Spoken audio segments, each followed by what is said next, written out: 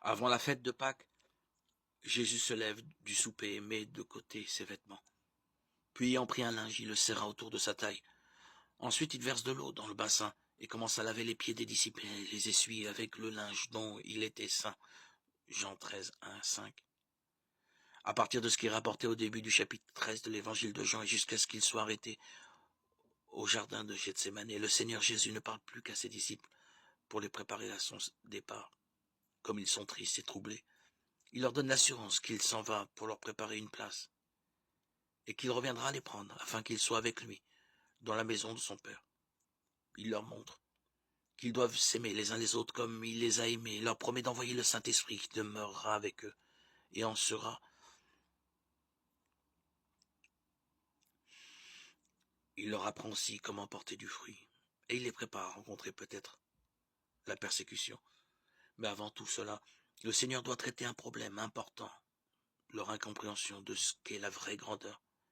Jean et Jacques voulaient être distingués parmi les autres disciples et ceux-ci en furent indignés. Cela prouve qu'ils avaient tous le même problème, l'orgueil, le désir d'avoir la première place.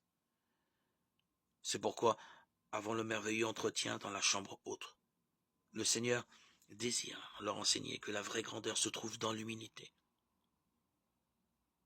Quelque temps auparavant, il l'avait entendu dire « Prenez mon joug sur vous et apprenez de moi, car je suis débonnaire et humble de cœur, et vous trouverez le repos de vos âmes. » Matthieu 11, 29. La leçon la plus difficile à apprendre, c'est la vraie humilité. Aussi le Seigneur nous en donne ici un vivant exemple. Il met de côté ses vêtements et attache un linge autour de sa taille comme un serviteur. Pour laver les pieds de quelqu'un, il faut s'agenouiller. Vous ne pouvez pas vous asseoir sur une chaise ou vous mettre sur un piédestal et laver les pieds de votre frère. Il y aurait risque de chute. Le roi Salomon a dit « L'orgueil va devant la ruine, et l'esprit hautain devant la chute. » Proverbe 16, 18.